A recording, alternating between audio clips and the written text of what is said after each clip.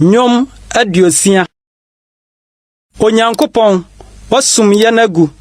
Wabɔ yen apansam. Wobuafu. Ma yen ho mra yen ho bio. Wama asase awoso. Wapae mu. Fanasinasini sisi animu. Na ehinhim. Wama woman ahunu de ye den. Wama yanom ntintansa. Wode franka ama waferefo. Sa womfa ma won ho so. Nokora nti. De ebeye na wache wadofo nti. Fa onifa che yen kwa. Na che yen so. Onyankopon akasa na hotie mu.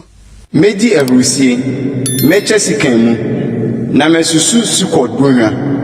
Gilead wo me. Na Manase wo me. Na Ephraim ye mitiri so dadeche. Juda ye mahempoma. Moab ye midwaresen. Edom so na meto me mpaboa megu. Minti Filistifo asase tiatiem.